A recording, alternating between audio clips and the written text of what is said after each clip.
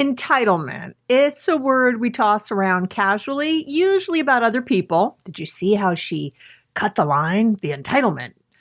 But here's the thing. Entitlement is sneakier than you probably think. It can show up in the most unexpected places like our relationships, our workplaces, and even how we navigate society at large. So today you'll get a clear picture of what entitlement is, why it happens, and brace yourself how it might be showing up in your own behavior. I was shocked when I thought of my own behavior that I never think I'm entitled. But guess what? I noticed some things as I did the research. As always, I'll give you great takeaway tips so you can recognize it in yourself and others and break those unhealthy cycles. So stay tuned. Oh, I always say I have a good one today, and I do have a good one today. This has been on my mind for a while because I believe entitlement is at the core of a lot of problems in our society overall. And I want you to hopefully listen with really open ears today about how you might be acting entitled in ways you didn't realize. Again, I had a lot of eye-opening experiences doing this episode because, I do all the research and I talk to people and, all the things. And I realized that there was some things even showing up in my own life that I didn't realize, but also showing up in how others were treating me that I hadn't labeled as entitlement. I was really surprised.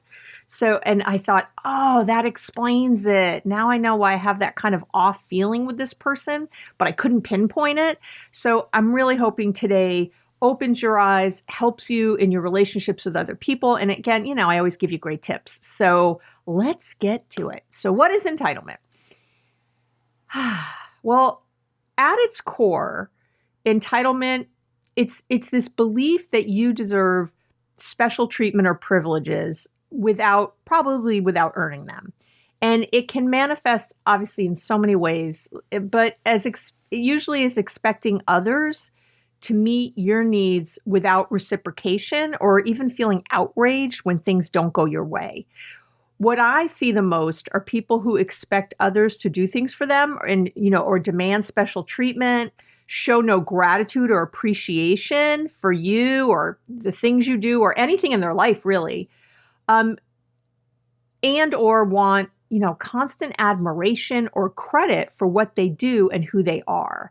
And you can see how entitlement, obviously, when we talk about things like narcissism, and we'll talk about that later, seem very obvious, but I'm telling you, shows up in a lot of other places.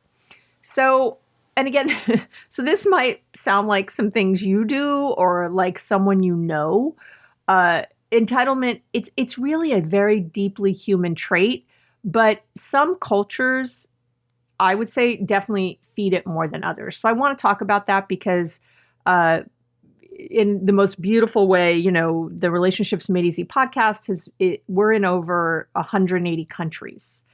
I know. I'm thank you, by the way. If I don't say how much I appreciate you enough and you listening from all over the world, oh my gosh, and the emails I get from you and the DMs, it really, I won't start crying, but as a lot of I do at the end. If you ever stay to the end, you often see my tears because I just really feel the connection and the love and really appreciate it. So I want to give a bit of a cultural perspective, and because there's so many different kinds of cultures and entitlement shows up differently. So here in the US, let's talk about the United States. Entitlement often looks like a natural extension of our individualism. There's individualistic cultures and collectivist cultures. So here in the US, we're taught to value personal freedom and autonomy. That is, it's in the Constitution. It is really a biggie, okay? So you deserve it is, I would say, practically the tagline to every advertisement I see. Really. The American dream itself, when you think about the American dream, really suggest, even calling it the American dream when there's so many Americas. I know. But people in the United States don't always get that. The United States of America, there's many Americas. I mean, even that is an entitlement, right? So, and just that idea of the American dream, it suggests that if you work hard, you are owed success. It's owed to you.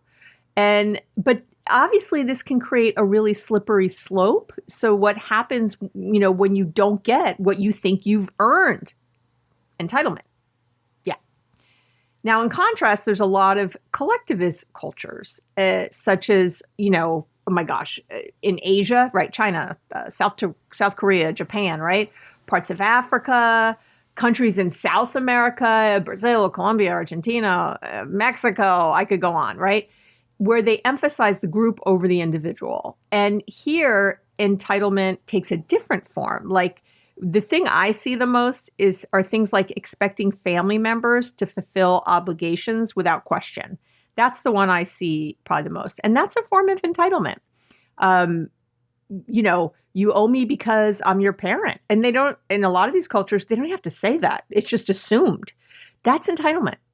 So I know. So again, it's built into cultures in different ways. I think when people think of the United States from other countries, they do immediately think of entitlement in a lot of ways and selfishness and that kind of thing.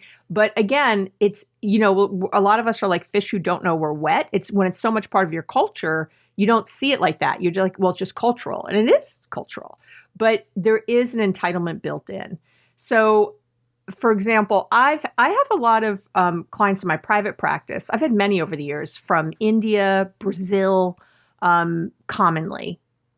And thank you to all of you. I don't know why those countries, but I end up at different times in my practice with with a fair number of people from India, or who are first generation here, but literally from India a lot, and then from Brazil or first generation Brazilian here, and over the years. And my favorite, so when their parents or family come to visit, it is 100% expected that they'll stay in the same house, no matter how tiny the house is. I live here in the Bay Area of California, where it's super expensive to live, one of the most expensive places to live in the United States. And a lot of the homes, my home is smaller, a lot of the homes are smaller because it's so expensive to, have a really big house.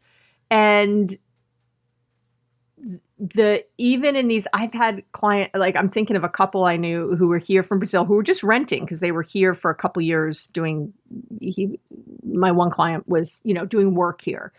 And so he had a work visa for a couple years. They were just here kind of having the American experience, so to speak. And their family came and they had a 1-bedroom apartment, but the parents came and stayed in the apartment. And my clients slept on the couch and it was a whole thing.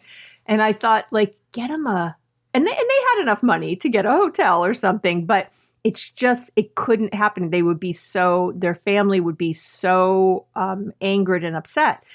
It is, so even though everyone's going to be maybe a little uncomfortable or physically, it's just assumed. And this is how you do it. So, and again, there's many ways that shows up, or taking care of parents and their, money, paying for everything for parents, kids, maybe coming to the United States and having jobs would make more money. And the family expects that, you're going to send that money home to support the family at home. And a lot of times there's family at home not working at all. I'm thinking of a Colombian person I've worked with whose family at home, nobody works. He has 7 siblings. I want to say 7 or 8. Nobody's working. The one sister does. His one sister works. And he's here and he's made it. And he's expected to send home all of his money pretty much to support his family. And, again, right, you think well, they're not even working and trying. I don't understand why so from an American point of view, it's sometimes hard for me. I have to really stop and think about it. It's don't put your values on your clients, right? But we'll talk about it. And I'll say, wow, here in the United States, that's not really an assumption. Although, obviously, many of you listening who are here in the U.S. go, well, I support my family back in wherever, right? Yeah, so it's not like you have to be from another country to have this, but outside the U.S., but it's certainly more common or more assumed. But again, family culture has a lot to do with it, as well as, a bigger culture societally.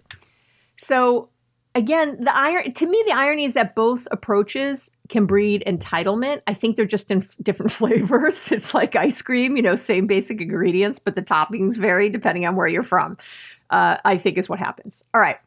So what does entitlement look like in relationships? I'm going to talk about a lot of different kinds of relationships to really give you, I want to go, you know me, I like to go deep. And really entitlement can sneak into every type of relationship. So let's break it down. Let me start with romantic relationships. Okay. So in romantic relationships, entitlement can look like expecting your partner to, just know without what you need without communicating that. So I talk about the unhealthiness of reading minds, expecting someone to read your mind or you thinking you could read someone else's. So, you knew that would upset me when you said it. My partner should know what I want for my birthday. We've been together 10 years. They should just know that I don't like getting up early on a Saturday, whatever. They should just know. That's entitlement. That's like, that it is. I know it doesn't feel that way. And you're going, well, if they cared about me, they would know. Again, there's an entitled sense there. And I want you to take a breath if you're feeling defensive right now and just take it in. Just take in what I'm saying. Listen like you're wrong. You can always decide later that I'm wrong. That's fine. But I'd like you to listen like you're wrong right now and just see if maybe some pieces fit. I see entitlement show up a lot in romantic relationships when someone feels that they're owed constant attention or affection from their partner, regardless of the partner's capacity. It's what they like, hey, you're my partner, so this is what I need, and you're supposed to do this. Resentment when your partner prioritizes their own needs, even if they've communicated them clearly. I see that a lot. They're being selfish when actually maybe you're being selfish. Sometimes your partner's selfish, you're right. But sometimes it's you. I know. It's hard to, I know. Just sit with that. It's okay. I love you. There's nothing, I don't want you, this isn't about judging yourself. This is about understanding yourself and opening up to some other possibilities. Again, I'm not saying I'm the only right one in the room. I am saying this is what I see a lot and that I come up against a lot with my clients. And I believe my clients are really a microcosm of, everyone listening out there. I have clients right now from age 22 and my oldest client is 71 or 72. So if that gives you a range. I've got single people, I've got married with kids, I got not married, I got divorced, I got retired. There's everything in my practice, which I love.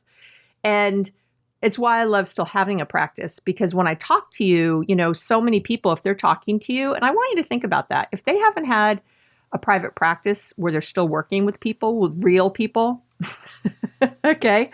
I do have famous people in my practice. I do have very wealthy people in my practice, but I also have people who are not. I have I have one person right now who's living in his car. I always have a couple low income slots. I do different things in my practice. I have people coming from different walks of life. So I just want to say that. Yeah. And please don't, I have a very long waiting list which right now I'm not accepting anyone else on the waiting list for my lower income slots. So I'm sorry if you're listening and thought, oh, I could get in there. Let's not. I don't do this podcast at all to get clients or referrals. I always have a wait list for both. And it's hard to get in to see me. And so that's why I do the podcast, not to get clients, but to help you if you can't see anyone, or maybe you are seeing someone and it's an adjunct to therapy, or, maybe you'd like to see me, but couldn't afford me or whatever, or don't want to be on the wait list.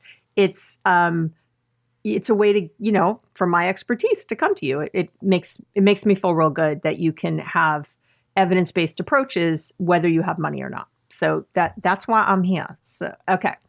So the other thing I see in romantic relationships is them expecting that you'll always kind of go along with what they want, where they want to eat, where they want to go on vacation.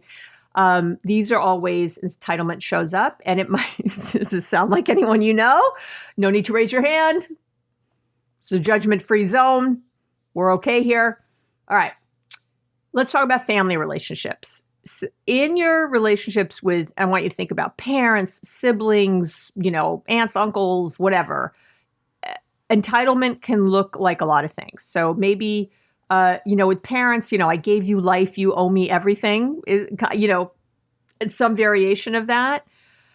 Your adult children, if you're old enough to have adult children, you should help me because you're my mom or my dad. That's what parents do. I can't believe my parents are abandoning me. I hear that kind of stuff. I definitely have people who maybe had a crappy childhood and feel like their parents owe them something. That's entitlement. I don't know what to say. It is. I say, again, all the love. If you're sitting there thinking, well, they were crappy to me, so they owe me. They don't. They were crappy to you. You owe yourself to get better. That's what you owe. That's what's owed. When you live in that, you're giving someone else all the power. You're giving them way too much power in your relationship that I don't want them to have. They shouldn't. They shouldn't, especially if you had a crappy childhood. Why are they still taking up so much real estate for you? Use that for yourself. With siblings, maybe fighting over who's the favorite or who gets more inheritance.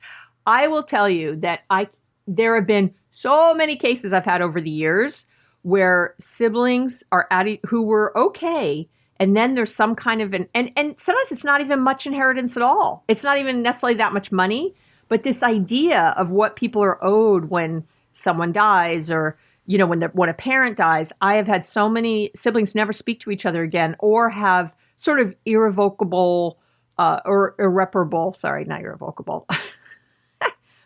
No, you're English, Abby. Sort of irreparable damage to the relationship because with a sibling, because of the fights that happen, or again, the entitlement, the assumptions that happen when a parent dies. And often there's someone who's like executor of the will or whatever. I can tell you that when my mom died, I was the sole executor and all that. And I have multiple siblings, and my siblings were fine, but and there was nothing, trust me. But again, it doesn't always matter that there's not much, it's not like my mother had much to divvy up at the end. My dad had already been dead many years. And I was supporting her in many ways. I remember people saying to me like, well, you're doing everything and you did everything at the end and you should just get everything. And even one of my siblings said that to me, like, why don't you just, it wasn't like millions of dollars. She was like, you should just take everything. Like, you've been helping mom for years. None of the rest of us have been involved in that. And I didn't want that because my mother didn't want that. My mom in her will wanted everything split 4 ways. And I wanted to honor that. And there was no reason not to. And again, maybe if I didn't have as much, if I wasn't secure in my financial world, maybe I would have felt very differently about that. All that stuff comes up. So I can't judge other people for what they do because I don't know. But for me, it was sort of easy, and I really didn't and don't have any stuff with my siblings around this stuff, but people do. It comes up. And entitlement from either yourself or someone else or whatever, will come up around this kind of stuff. Another one, if it's always assumed that you'll pick up the tab, maybe you're the one in the family that makes a little more money. There's this assumption that you'll pick up the tab or that you'll drive or that you'll always have the party at your house or the, Christmas at your house or Hanukkah at your house or, whatever, like the celebrations at your house. I see that kind of stuff showing up. And again, there's some entitlement there. I've shared here on the podcast before that I had a client who used to take care of her every year for Christmas. Her whole family would come to her home, and she did have the biggest home, and they were very well off. And but there was this entitlement that the family had, and she would, plan. Oh my God, she'd find housing for the siblings, because there was a lot of people coming who didn't fit in her house, and she'd plan activities and all the food and making sure everybody had all their special, little Polly, doesn't eat gluten and all the stuff. And we worked really hard, and she was hating the holidays after a few years because it was so much work for her and nobody said thank you. They were all so entitled to it after a while. And so, finally we'd worked, this is in her boundaries, right? She created some boundaries, and she told her family in the summer that she would not be having Christmas that year at her house. She wouldn't be having the big celebration at her house. And they came down hard on her. You're so selfish. They were calling her selfish. That's exactly what happens. And you've probably been there. You're probably listening right now going, oh, I've had that.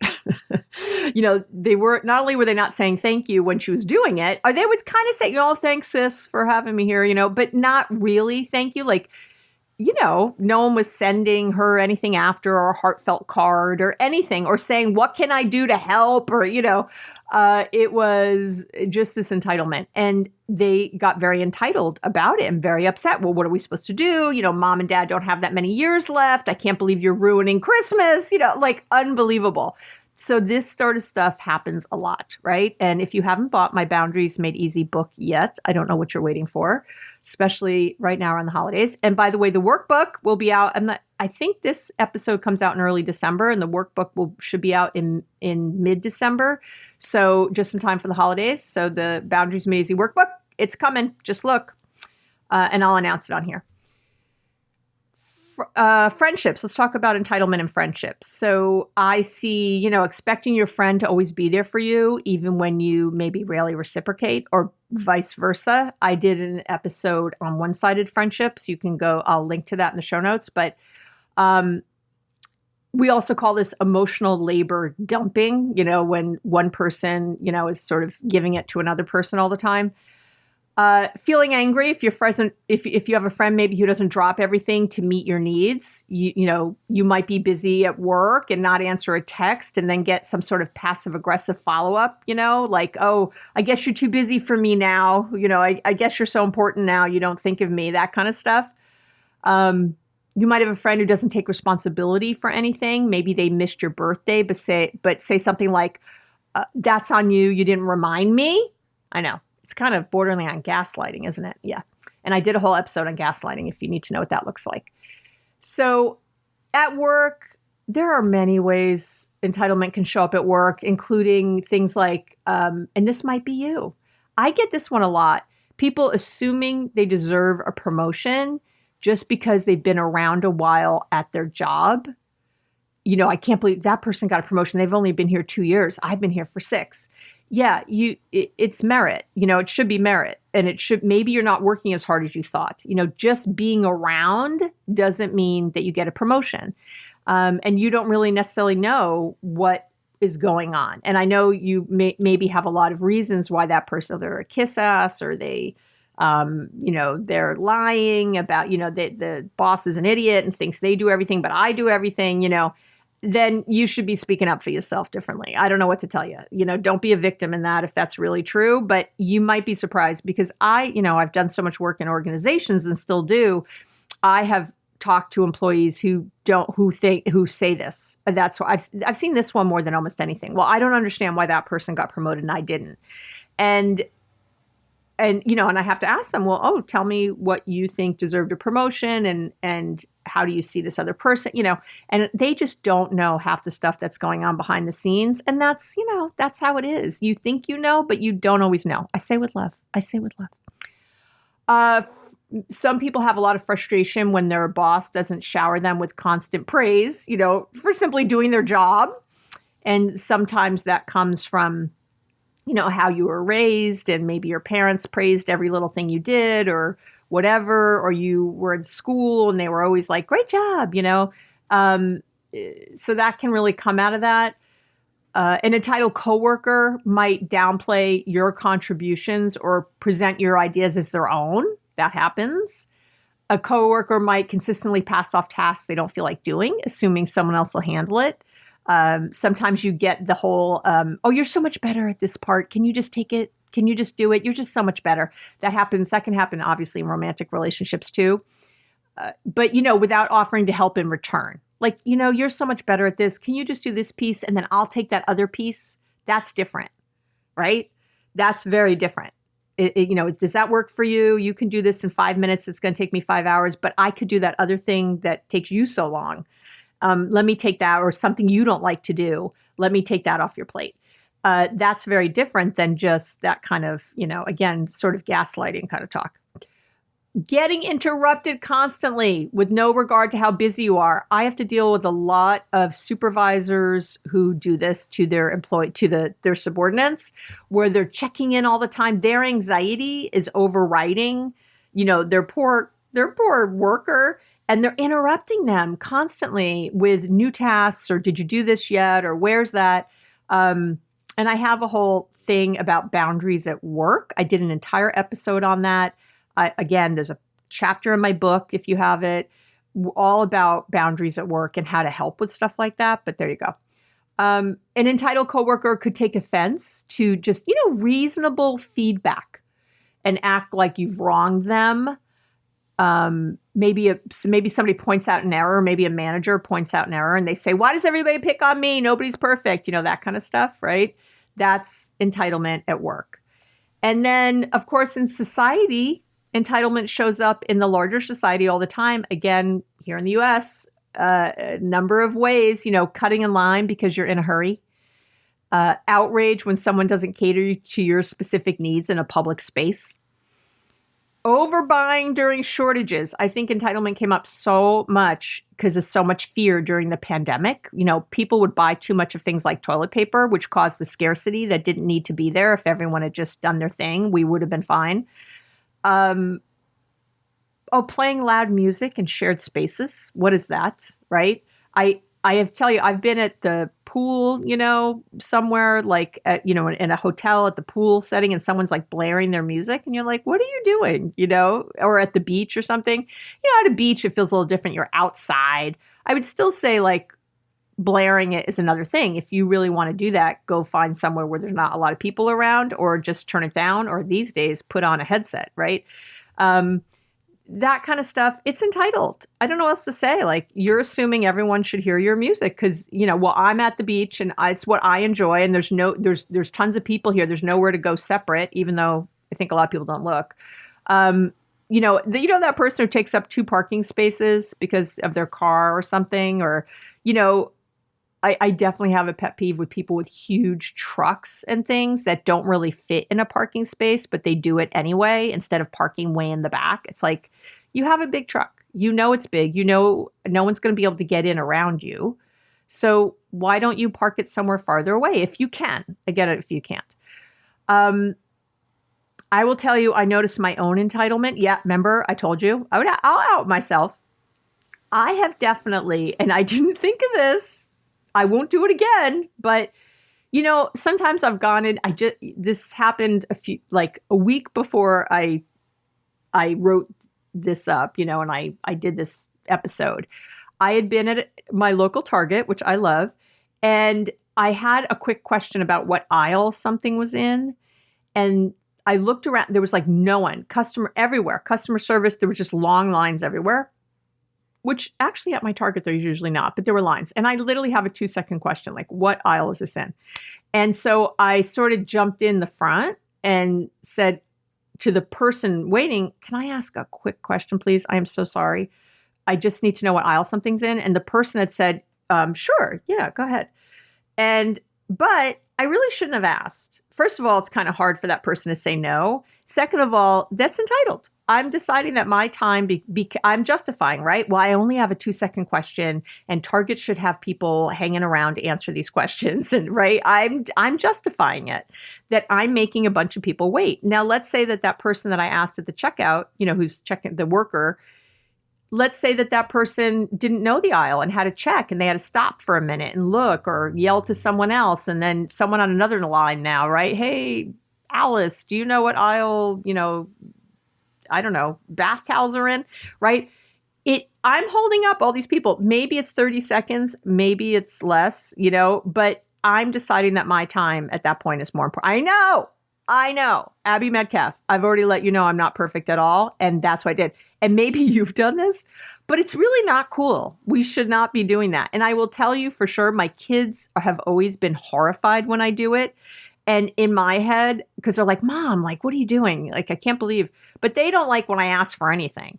Like they just, they're my children are Gen Z.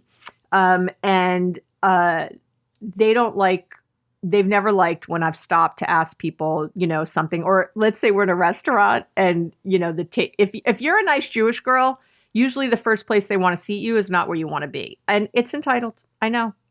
I'm like, well, I want to be in this other place. Is that table open? Can we sit in the booth instead of the table?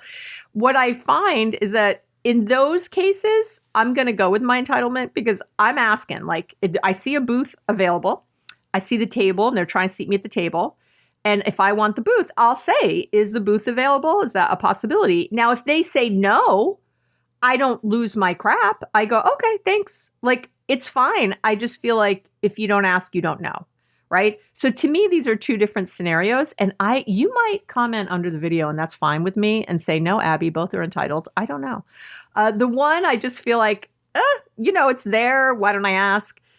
But again, my response to me is what's important is that I'm not upset if they say no. I don't go, well, why not? I don't understand. It looks empty. I don't do anything. I just go, okay, I assume there's a good reason and I let it be. But maybe it's still entitled. I don't know. See, these are the things we should be asking ourselves. And that's what's great about it. Just saying.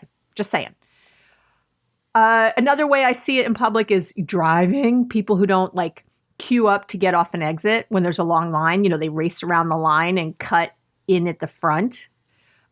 How people treat staff, like customer service workers, public service workers. If you treat those people poorly, you are on my crap list. I'll tell you that right now. You are on my shit list. My mother taught, that was something my parents taught me very early, and we were the workers. So, I was the waitress. I did that for years. I tended bar for years. I was the person who was in customer service. So I knew, and my family had been in that. But I remember my mom was a teacher and she would always go out of her way to make sure that the janitors, the front desk people, that she learned their names, that she, at the holidays, she would buy them gifts, and always made sure that people felt included. So for all my mom's faults, I've given her crap before here on the podcast because, she was a narcissist. There were issues, but I will say she did that. And I think some of it was due to her narcissism. She loved when people thought she was great, but it's still a nice thing. I'm not going to take it away from her. And she taught us that to always stop, say hi, make eye contact, just be human with other humans. That was a big thing in my house growing up. Another way I see entitlement showing up in kind of a society at large is people insisting that other people bend the rules for them. I know the park closes at 9, but our birthday party will be going later than that. Can't we change the rules just this once? That kind of stuff. There's a lot of entitlement. And the last place I'm going to talk about entitlement, because it's big and it's where you are right now, is entitlement in social media and online spaces. Oh, I think since we've gone online with all the anonymity that people can have, it's unbelievable. It is unbelievable. I get it a fair amount. I will tell you, most of you are amazing and say thank you. I appreciate the free content that you put out there and all the free things you have. It is unbelievable. They get what I'm doing. Most people get why I'm here, why I'm doing what I'm doing. And it is all from a big heart and my mission for world peace. It really is. This is just how I am. This is where I'm at. I do make money off of things. I need to feed my kids, but my family and myself, right? But I do this. I mean, I lost money on this podcast for years. I was paying out of pocket for everything. Nobody was here. I wasn't getting any money from ads or anything else. Matter of fact, I waited as long as I could to do the ads. I just started them, I think, last year. This is my 7th season. So that's the opposite of entitlement, my friends. And I'm proud of it and it's great. And I don't feel entitled now that I am getting money for things. I think it's great. I think it's reciprocal. I talk to you all the time about us being in a reciprocal relationship. But I have people demanding free stuff, expecting, and you might see it other places, expecting creators to provide constant content or expertise without compensation. I definitely get a lot of questions, and I've said it so many times. I'm like, don't email me personal questions about your personal life. There's tens of thousands of downloads of this podcast a month, and I get so many emails, I get so many DMs, and people and they'll write me paragraphs about their life and expect free advice. And it's like, I say with so much love, number one, it's unethical for me to give direct advice in that format. But number two, I don't have time. Are you kidding me? I do not have time. And it's like, to even think I would or should or could, some people just don't get it, which I understand. Like, oh, but again, there's entitlement there. They're not understanding that, like, think about the other person first. Oh yeah, they have, this podcast is really huge. They must have a lot of people writing in. And I do say to write in if you have a question that I can answer on a future episode. But I'm always clear, make it as short as possible, get right to the point. And if I think it applies to a large number of you, like this does, and I got a lot of questions about, then I'll do an episode on it, and I'm happy to. But I'm not, again, gonna directly give you direct, personal advice. I will say some good news here is that when I I'm going to start an online community through Patreon. It's going to start January 13th of 2025. So depending on when you're listening to this. And in there, I'm going to have live Q&As with me, and you will be able to ask very direct questions. We will be able to have conversations. If there's something that's too deep or something, I'll let you know. I mean, obviously, again, I don't know. Did you have a sexual abuse history? Do you have, abusive parents? There's so many things that would affect how we quote unquote gave advice. But I can certainly, whatever you're coming with, I can sort of extrapolate it to a larger audience and really hopefully really help you. So I'm excited about that. So that'll be coming out in mid-January. And so if you have direct questions like that, that's going to be a great place to do it. And there'll be more information about the Patreon, like exactly how you sign up and how you do that in future episodes. So as we get closer to the January 13th, I think this is coming out early December. We'll have all the particulars for you, and you'll be able to find them at the website. Okay. So yeah, I've had people comment like, why are you charging for this? How dare you? I have had with shouty capitals. One of my favorites is in shouty capitals. People are so angry that I'm not getting to the point already. I hear that a lot. I know other people do. And I'm thinking, oh my gosh, you are not mandated to be here on my channel. You are not mandated to watch this video on YouTube. Like, are you kidding me? So the podcast listeners don't, because they know that this is the deal, right? Like if you're just a podcast person, but when I put these podcasts up on YouTube just as they are. I was shortening them for a while. It's too much work. I'm not doing all that. To me, you need more context to really understand something.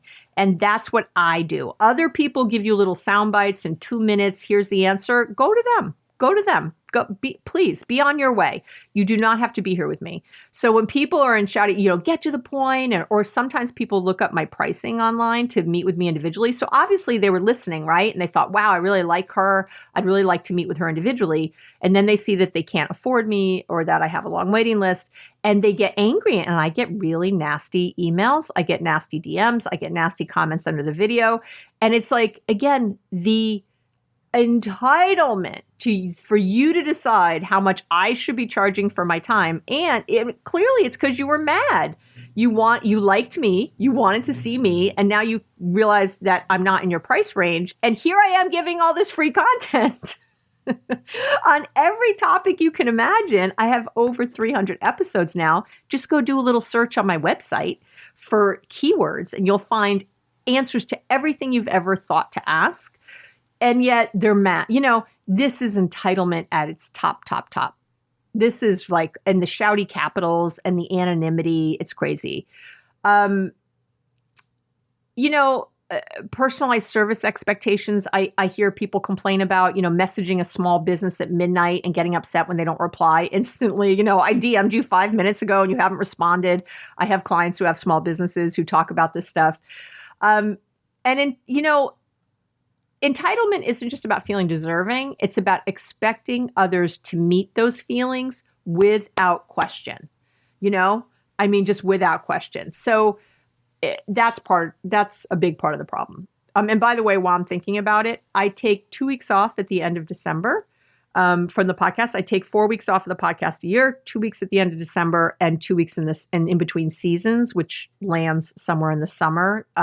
Usually late July, I take off the last 2 weeks or so. So I'm just giving you a heads up. You won't be seeing the podcast out the last 2 weeks of December.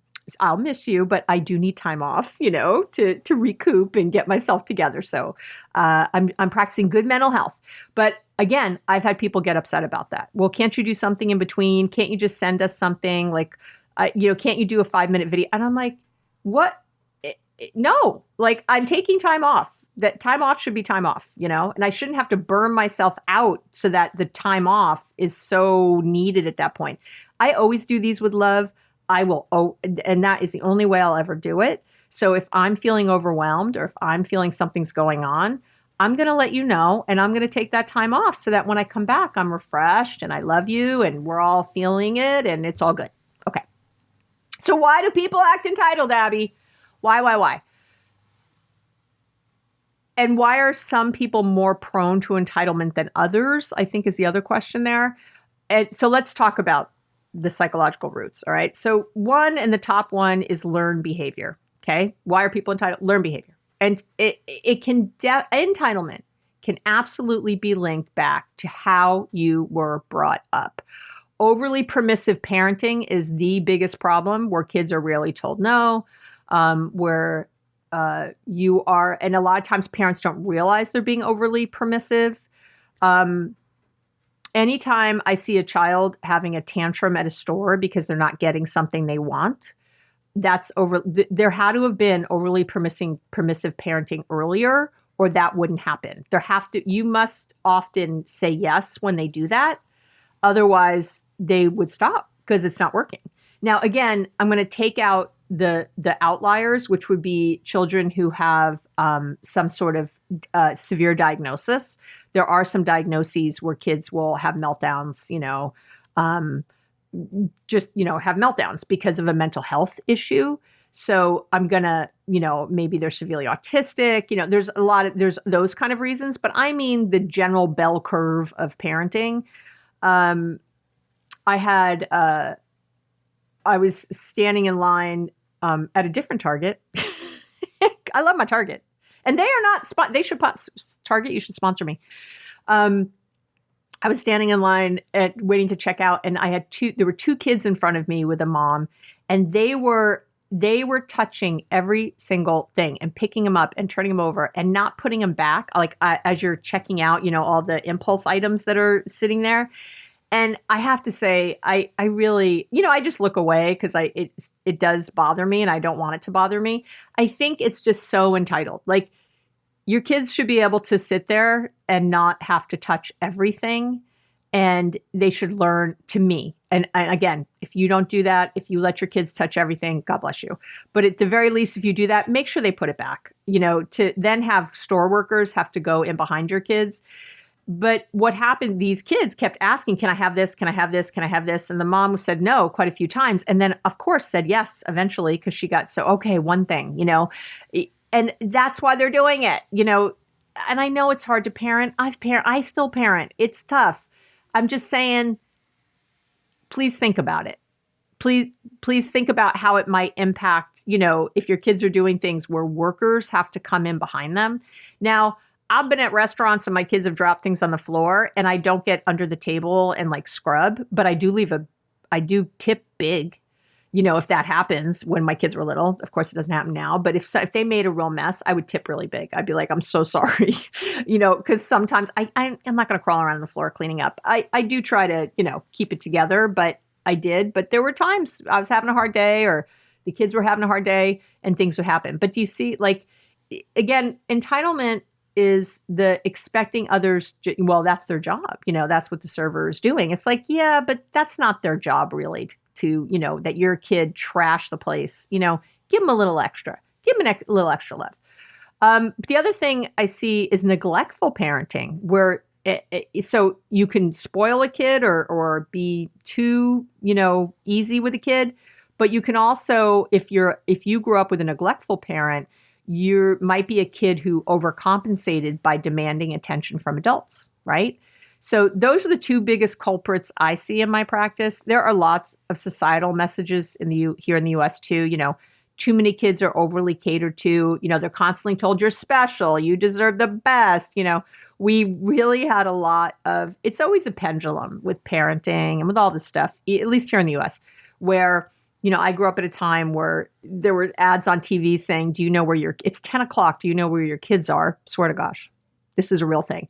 That's how old I am. But literally, people didn't know where you were. I was told to leave the house often at 8 a.m. in the morning on a Saturday. And I was told, don't come back in till 5. Like, I don't want to see you again until 5 o'clock on a weekend day. And they didn't know where I was or what. There had no cell phones. We went out without any water, by the way. We were fine. Anyway, but you know what I mean? I would have never done that with my kids. I knew where they were all the time. Setting up play dates. My parents didn't set up play dates. Like, we just played. We there were neighborhood kids, and we did that stuff. It just wasn't so kid focused. And I'm not saying that was good. I'm saying that's just how it was. So I think there was some backfiring with a lot of that. We know, here in the United States, especially California. I hate to tell you, California. I grew up in New York, but here in California, they did all this self-esteem stuff where they decided that, red pencil marks on a paper, were upsetting children. By the way, zero, and I mean zero, research for that. They later learned it has nothing to do with self-esteem. But this, a trophy for everyone, we don't keep score, all that stuff, for their little tiny egos, to be intact. There's a place where it gets too, again, I think, parenting can go the other way too, but it can go both ways, to be too permissive or too mean. So I think messages can backfire and it creates unrealistic expectations. And right. So you got to be careful. The second reason that people become entitled are definitely, I kind of alluded to it, are personality and mental health disorders. So entitlement, right? Hallmark of narcissistic personality disorder, NPD, where people believe they're inherently, sort of superior and deserving of special treatment, right? So it could be something like that. Anxiety, right? And low self-esteem. I'll discuss low self-esteem in a minute, but that can lead to entitlement, right? It's when you're really anxious, it's like a mechanism someone uses to compensate and protect themselves from underlying fears and insecurities, feelings of inadequacy, all that.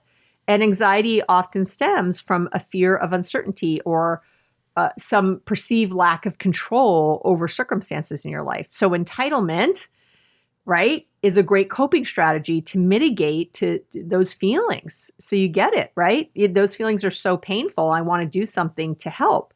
And so by acting entitled, they're like attempting to regain control or predictability in their lives. So a coworker, let's say, with anxiety about a meeting or about meeting a deadline, let's say, might demand extra help from their team, assuming their stress makes their needs more important, kind of thing. In relationships, an anxious partner might expect constant reassurance, they feel entitled to their partner's undivided attention to calm the fears they're having. Do you see what I mean? So it can really show up through that. Low self-esteem, which I just mentioned, when you've got low self-esteem, there's a belief that you're unworthy, inadequate, not enough somehow. So to counteract those feelings, which are so painful, entitlement can serve, it's a defense mechanism, right? Which protects the ego from these perceived threats of rejection or abandonment. So someone with low self-esteem might expect, excessive praise for minor achievements. They need external validation to feel valued. A friend with low self-esteem might expect you to, drop everything to help them because they fear being seen as unworthy of your care, of your love, if you don't. And really, both anxiety and low self-esteem can make people hypersensitive to rejection. They can act entitled to other people's time, their attention, their resources. And they avoid situations. I want to say this well. They can avoid situations that could like reinforce those fears of being unwanted or unimportant. I hope that makes sense. Okay. In romantic relationships, a partner with low self-esteem might feel entitled, again, to constant reassurance, tell me you love me, or they think you don't care, right? An anxious partner might overstep boundaries, assuming, well, you should answer my text immediately, or I'll spiral into a panic, or I just get very upset if you don't answer my text, and in this entitled thing. In friendships, a person with low self-esteem might expect a friend to prioritize them above all others. And they interpret like any divided attention as rejection, Someone with anxiety, I also see they kind of insist on rigid plans or demand excessive accommodations during outings and things. This is all entitlement. At work, an anxious colleague might expect, again, like I already mentioned, like teammates to handle their tasks if they feel overwhelmed. It's like somehow in their head, like their stress justifies the extra help. An employee with low self-esteem might seek out excessive praise for, just routine things they're supposed to be doing for doing their job. They feel entitlement to recognition to soothe their insecurity. And I'm not saying people are thinking this consciously, because they're not, but that's what's happening. So let's talk about signs you might be acting entitled. I say this with love. Okay, just a few. You frequently feel disappointed or resentful when others don't meet your expectations. Yeah. You catch yourself thinking, I deserve this, without considering whether it's realistic. You struggle with gratitude, often maybe focusing on what's missing instead of what's present. These are all signs that you might be a little entitled. Excuse me, I have to blow my nose. Do you love it? You're just sitting here while I blow my nose. Because that's right. You are not entitled to me figuring out how to cut the video at this point. Okay. I say with love.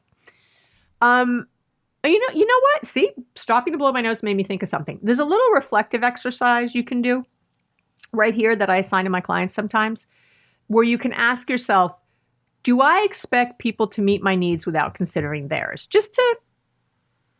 Do I expect people to meet my needs without considering theirs, or without asking them about theirs, or I have asked them, but do I really meet theirs?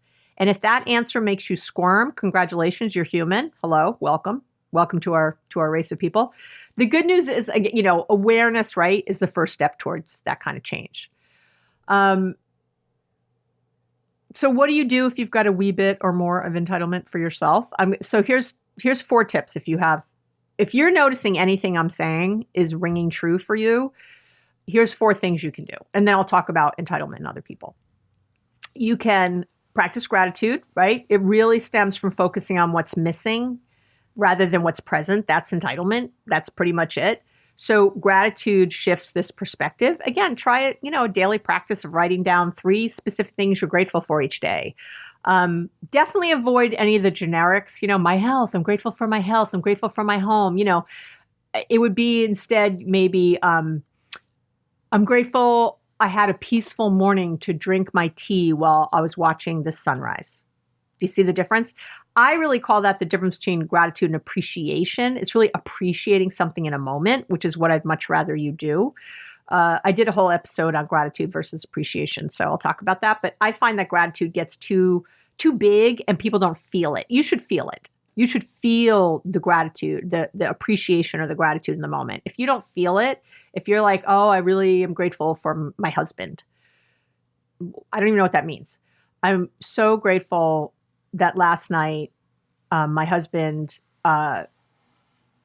set up our vacation for the summer and came to me with this big surprise of, doing that. Or let's do something small. I'm so grateful my husband cleaned up the dishes last night and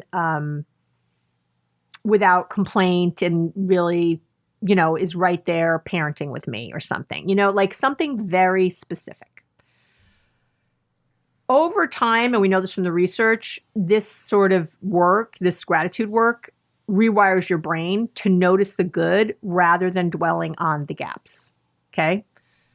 So, you never do the dishes becomes thank you for cooking dinner last night. It really helped me feel supported.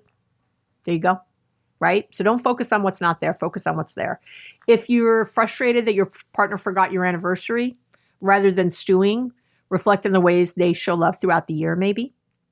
Okay? Maybe they always show love. Maybe they always make your coffee just the way you like it. Something like that, right? Gratitude isn't about ignoring disappointments. It's about broadening your perspective. I'm going to say that again. Gratitude or appreciation are not about ignoring your disappointments. They're about broadening your perspective. I want you to think about like a big pool of water. If you have a cup of water and you put a drop of dye into that water, it'll fill that up really quick, right?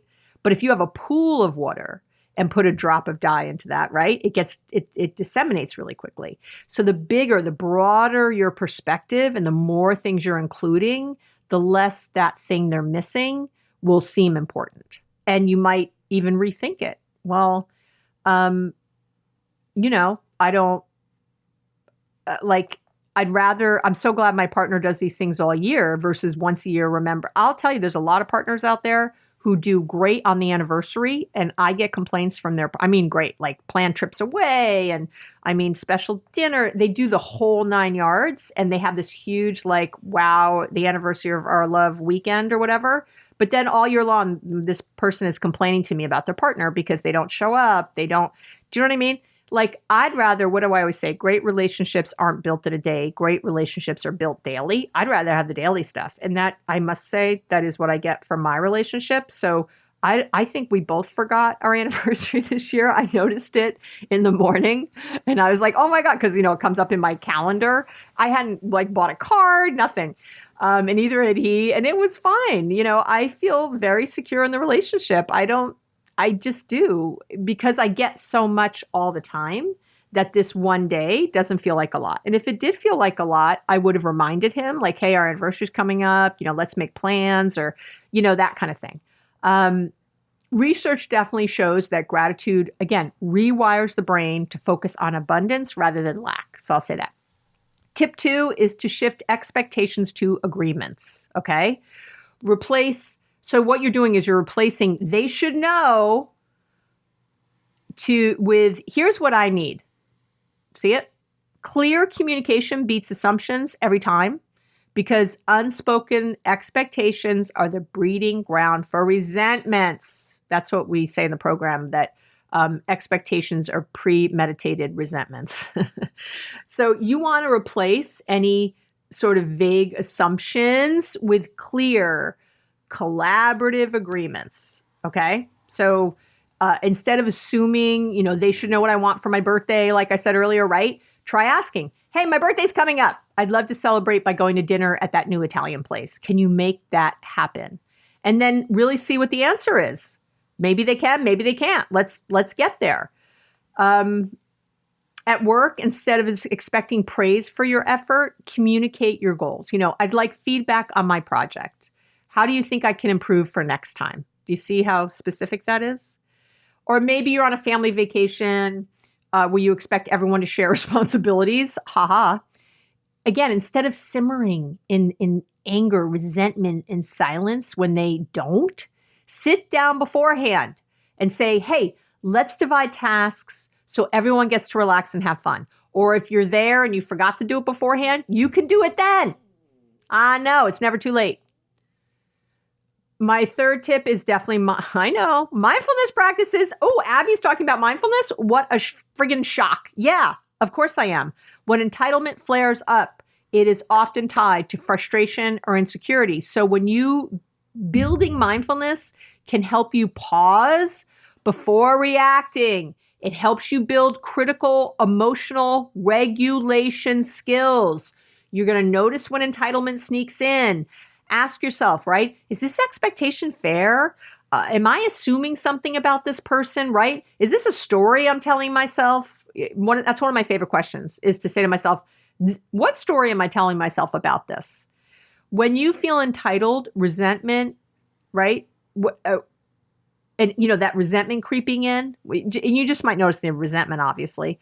It's a great time to practice deep breathing, grounding exercises. This helps you shift from a reactive state to a thoughtful response. And have you got my mindfulness starter kit yet? It's free. It's free, damn it. It's free. Mindfulness starter kit. And you can search mindfulness on my website. I have lots of episodes on mindfulness. In my Boundaries Made Easy book, there's a whole chapter. I mean, in my first book, Be Happily Married, Even If Your Partner Won't Do a Thing, my Amazon #1 bestseller, thank you. I also have a chapter on mindfulness. I mean, it's everywhere. So again, you could pay for it. It could be free. I don't care. Let's do this thing. And I will tell you, whenever you download something from me, I always want to be transparent. You will be put on my weekly love letter list. And you will get and actually that's going to change in January of 2025. January 13th of 2025, I'm making some changes. So, and it's just a love letter. I'm not selling anything. It's just a letter meant to inspire you for the week. It's a little story. It's short. It's just meant to give you inspiration, have you think differently about things. Starting January 13th, if you're already on my weekly love letter list, you will be transferred to what's going to be called Love Bites. Isn't that cute? Love Bites. So you'll get it twice a month. The second and fourth Wednesday of the month, you will get my Love Bites for free if you sign up for anything, or you can sign up on the website under Love Letter if you haven't already, if you do want it and you don't want to download something. But starting January 13th, if you want, you can get the Love Letter weekly still, because I'll still do it weekly if you want to pay. And it's going to be $1.99 a month. So it's free if you want Love Bites, which will be twice. It's the same love letter, but it's only twice a month instead of every week. Or you could pay $1.99 a month for it weekly. And you're going to get a free bonus if you pay for the year in advance, which I'm doing for $19.99. So you get a little deal there. You get some money off.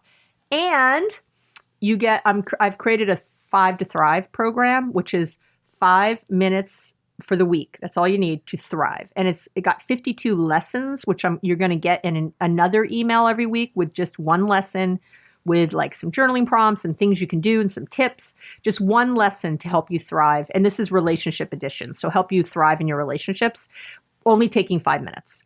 So you'll get that. And that's going to be sold on the website and other places for $19.99. So it's like you're getting the love letter for free or this for free, however you want to see it. I think it's a no-brainer. And then you get this sort of weekly love from me, which I think is really cool. But if you don't want to do that, if you're already on the list, you'll automatically be transferred onto the Love Bites twice a month, which again is the regular love letter, but it's only twice a month instead of every week. So I spent a lot of time on the love letter, a lot. It's hard to write something short. I need to tell you, it is hard to write something short and meaningful that I think is really going to inspire you to think differently or to, feel good or whatever. And, I'm at a point where I need to be compensated somehow because it's taken away from other things where I'm, need to, again, feed myself. So I think it's a no-brainer. I'm trying to make it as easy as possible for everyone and as affordable as possible. And again, you can still get it for free. Okay. And the fourth thing is working on self-esteem by, just celebrating small joys and small wins and finding joy in intrinsic accomplishments rather than, looking for external validation, right? So internal versus external. This means you need to cultivate internal validation. Entitlement happens when we seek external validation for our worth. Okay? So learning to affirm yourself, feel good in yourself without someone else reduces your dependency on other people to fulfill those expectations, which are often, frankly, very unrealistic. So you might start with I recommend some daily affirmations. I'm proud of how I handled that challenging conversation today. Or I'm capable of meeting my own needs. Learn to celebrate small wins too. So you can do some daily affirmations or just really learning to celebrate small things that happen. I have clients who keep a success journal, or they have a place in their daily planner where they track those small achievements. Is it another good thing you can do? You can put in notes in your phone. You can put it every day in your calendar. And over time, this builds a sense of accomplishment that doesn't rely on other people's recognition. So instead of feeling resentful that your boss didn't compliment your hard work, you'd remind yourself, I did an incredible job on that project, and I know it'll make a difference. And that really needs to be enough right now. Okay. So let's talk about, lastly, and signs of entitlement in other people. Okay. Persistent complaining, especially about things beyond their control. Persistent complaining, especially about things beyond their control. Again, that could be you too, but we see that a lot. Expecting other people to fix their problems or cater to their needs, again, without offering anything in return. A tendency to dominate conversations or spaces, assuming, again, their needs are the most important. So they're going to dominate a conversation or dominate. Yeah, I know. So here's my top 4 tips for dealing with entitled people. Okay. And again, all of these kind of can go each way, like what you might do for yourself versus others. But what I want you to think about mostly is that managing someone else's entitlement requires a mix of empathy, assertiveness, and setting good boundaries. Okay, that's really what I'm going to talk about. So number 1 is set boundaries, right? Entitled people often push boundaries because, they're going to assume that their needs outweigh yours. So clarity is key. I'm going to give you some scripts, some solid boundary scripts, okay? Again, get my Boundaries Made Easy book, which is also on Audible, by the way. Kindle version, everything else, get the workbook when it comes out if you really struggle with this stuff with your boundaries. But here's some scripts right now because I love you and they're free right now. For like family, you might say, I know you'd like me to babysit every weekend, but I need my Saturdays for rest. Let's find another way I can help you. For friends, you might say, I'd love to help you move, but I can only stay for 2 hours. Then I'm done. For work, I can take on this project, but I'll need an extra week to meet the deadline. For the urgent person in your life, whoever that is, I understand this is important to you, but I can't help right now. Do you see that? Those are great scripts. Boundaries aren't rejection. What do I always say? Boundaries are love. They're clarity and love. They're not rejection. Even if the other person takes them that way, it's still not rejection. All right. Tip number 2 is to use empathy with assertiveness, right? So the key here is to use empathy without enabling or codependency. So acknowledging someone's feelings can diffuse tension for sure, but it's important not to give in to unreasonable demands. Does that make sense? So you want to acknowledge without kind of doing, really. So let me give you some scripts, some things you can say, some phrases you could try.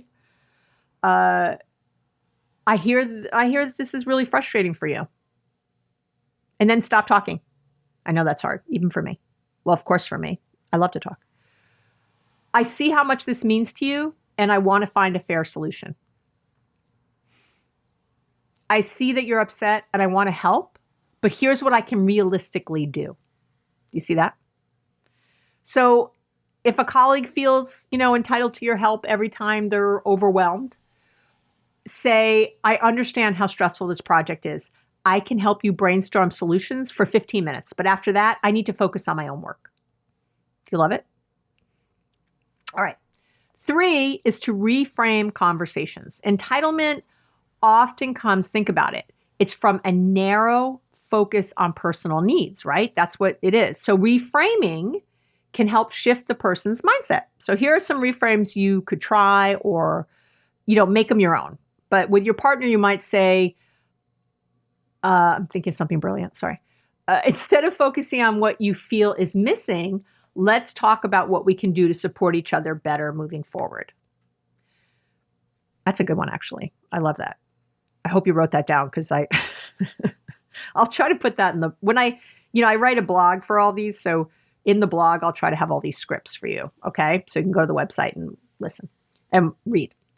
With entitled kids, I love that you're passionate about this, but let's talk about how you can work toward it and instead of expecting it to happen right away.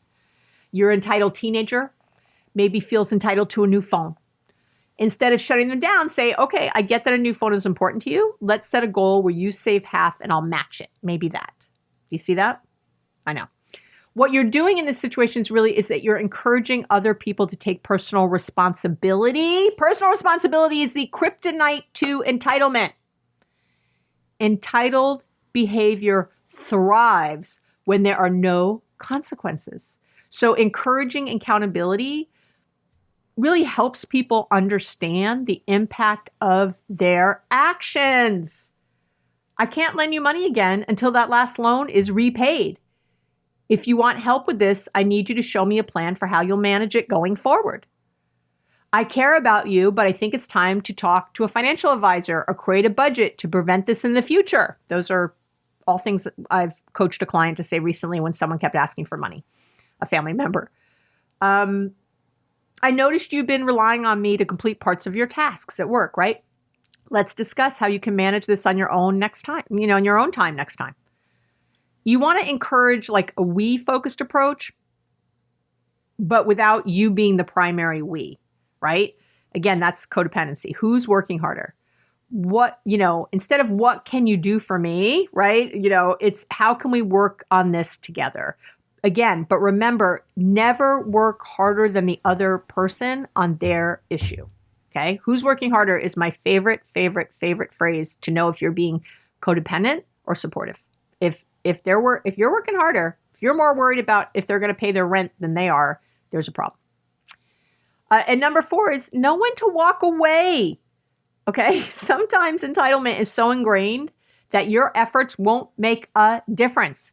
So recognizing this can save your energy, but and I don't just mean your physical energy. I mean your like emotional energy, your well-being.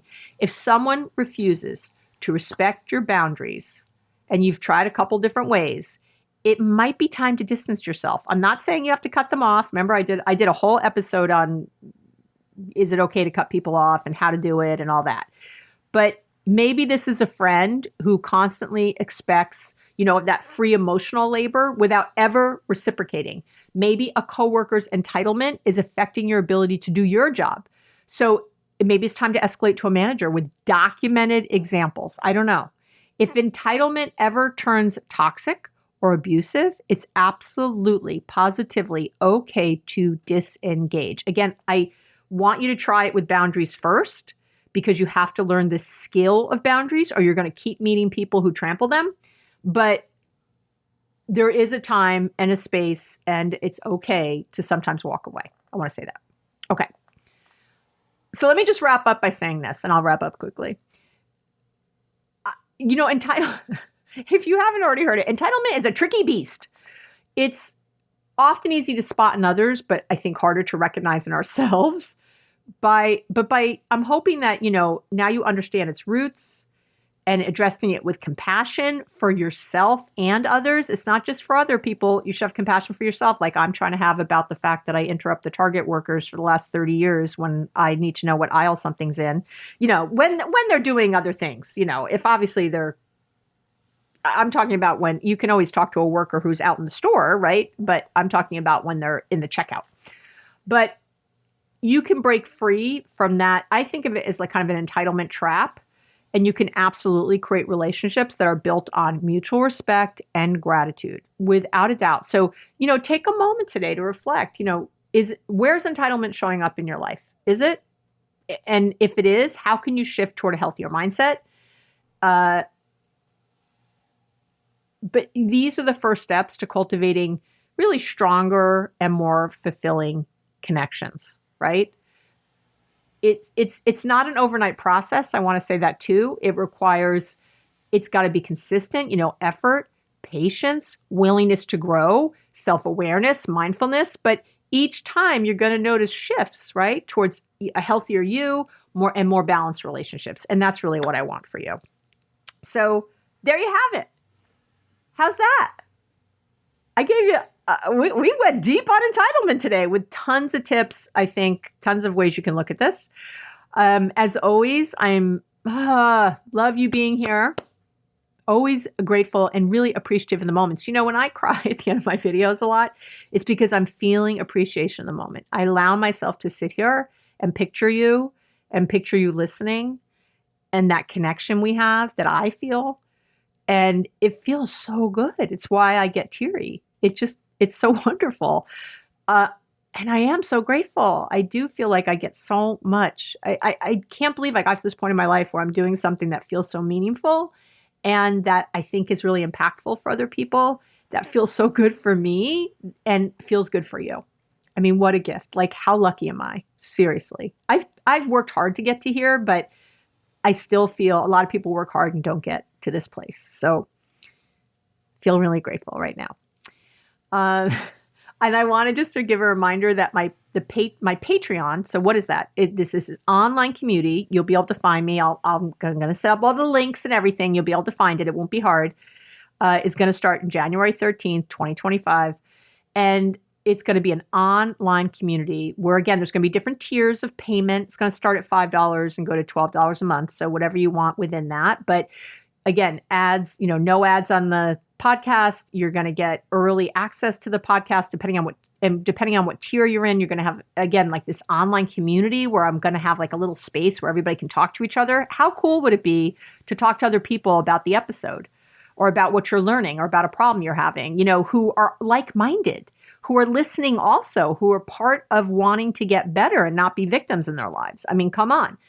And then there's going to be actual access to me, which is my favorite part, where I'm going to do live Q&As up to 2 times a month, depending on what tier you're in, where I'm going to answer questions and do all that. And I'm hoping to broaden that even in the future. I'm going to do special audios for you, like visualizations, little ones that you can listen to and hear my voice. Every month you're going to have new ones.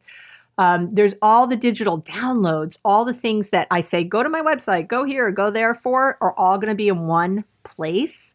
All the things that we've ever given, the mindfulness starter kit, the meditation starter kit, and then anything new for each episode. There's going to be extra tips. There's going to be journaling prompts for every episode. I mean, it's going to be a place. What I want is a place that we can get deeper on these issues together where you feel supported and loved. And that's what I'm looking for. So I'm really excited. I've been thinking about this for years. I didn't feel ready before, but I feel really ready now. I'm excited. I can't wait to hear.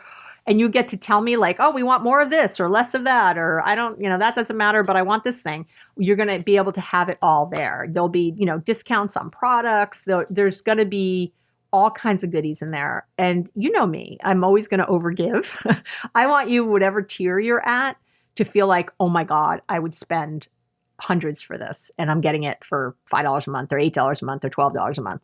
And I know for some of you, that's a lot of money. That's why I'm trying to make it really manageable and really not a substitute. Good therapy is good therapy, but not everyone can get to therapy or can make it happen or can afford it. And I'm hoping this is something affordable where you feel like you can get a lot of your mental health needs met. That's my goal and my dream. So excited. All right. Oh, if no one told you this week, I love you. I love you. I love our connection. I'm incredibly appreciative for it every day. And I'm excited for 2025 and what's next. Okay. Mwah. Have a wonderful week, and I will talk to you so soon.